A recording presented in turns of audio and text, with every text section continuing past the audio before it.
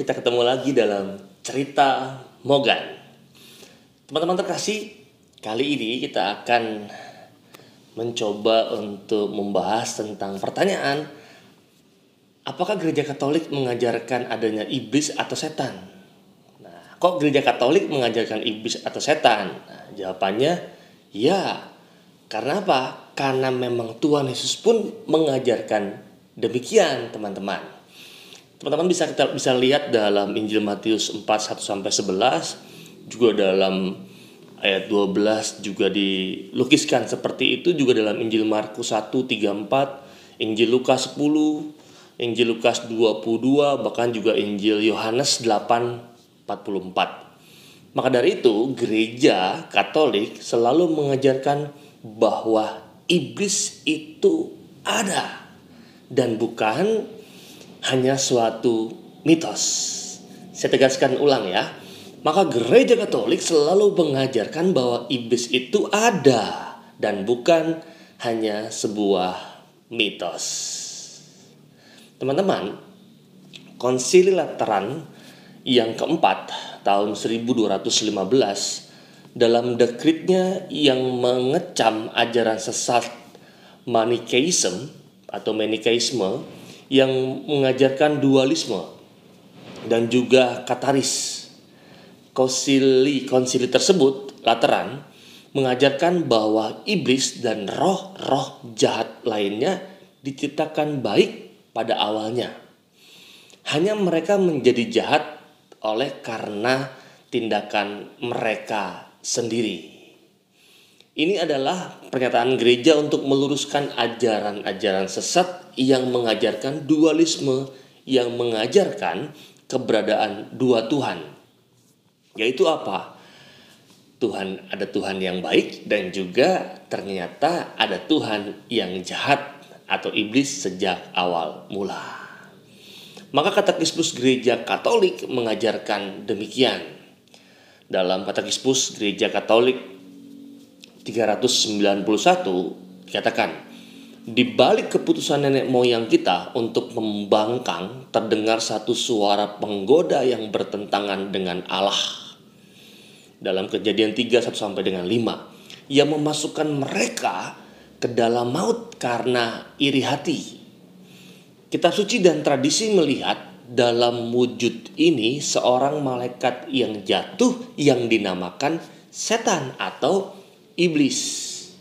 Anda bisa tegaskan juga melihat dalam penegasan dalam Injil Yohanes 8 ayat 44, juga dalam kitab Wahyu 12 ayat 9. Maka gereja mengajar bahwa ia pada mulanya adalah malaikat baik yang diciptakan Allah.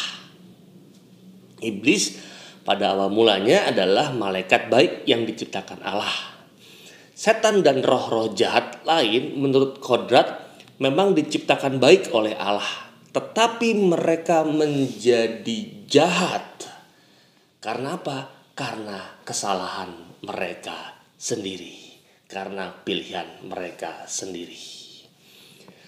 Dalam Katekismus Gereja Katolik 2851-2851 dikatakan, kejahatan bukanlah hanya satu pikiran. Kejahatan hanyalah bukan satu pikiran, melainkan menunjukkan satu pribadi setan, si jahat, malaikat yang berontak terhadap Allah. Iblis atau diabolos melawan keputusan ilahi dan karya keselamatan yang dikenakan di dalam Kristus.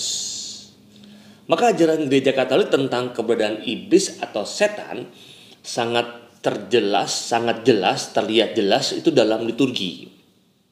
Kalau kita masih mau melihat atau mengingat pada perayaan baptisan, mereka yang dibaptis diminta untuk menyatakan penolakan terhadap setan dan juga perbuatan-perbuatannya dan juga janji-janjinya yang kosong.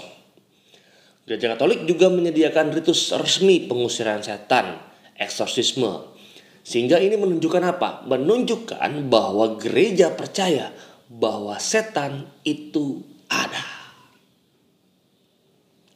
Selanjutnya, teman-teman terkasih, Santo Thomas Aquinas yang dianggap sebagai guru besar dalam sistematika teologi Katolik dalam buku Summa Theologi juga menjabarkan tentang keberadaan iblis atau setan ini. Mereka disebut sebagai para malaikat yang jatuh dalam dosa. Dan Santo Thomas menjelaskan artinya. Tahun 1975, Kongregasi Suci untuk Penyembahan Ilahi itu juga mengeluarkan dokumen yang disebut Christian Faith and Demonology. Dokumen ini mengutip ajaran Paus ke-6 tentang setan. Dikatakan, adalah suatu penyimpangan dari gambaran yang diberikan oleh kitab suci dan juga ajaran gereja.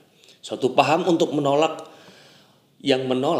untuk mengenali keberadaan setan, untuk dianggapnya sebagai sebuah konsep dan juga personifikasi imajiner atau tidak nyata dari sebab-sebab yang tak diketahui dari kemalangan kita.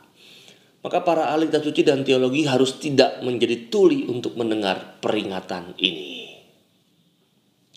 Juga Santo Yohanes Paulus II dalam General Audience tanggal 13 Agustus 1986 menjelaskan tentang asal-usul setan.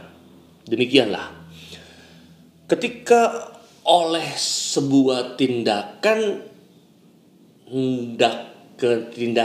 kehendak bebasnya, ia menolak keberadaan bahwa ia mengenal tentang Allah. Maka setan menjadi pembohong dan bapa segala kebohongan, melampaui ruang dan waktu.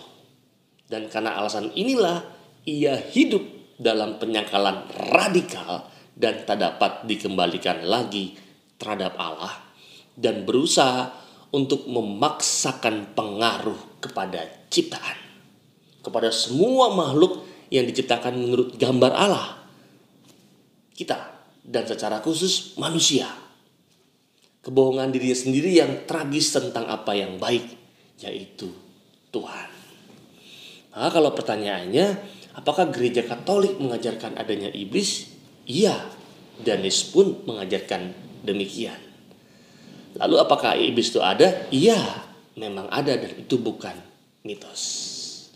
Teman-teman, semoga terbantu dari cerita Mogan kali ini. Hati-hati terhadap iblis dan pengaruhnya. Semoga kita tidak terpengaruh dengan kekuatan-kekuatan iblis yang mau mengajak kita dan juga mau menghancurkan kita sebagai citra Allah. Semoga bermanfaat. Kita ketemu lagi dalam cerita Mogan yang berikutnya. Saya Romo Gandhi. Salam.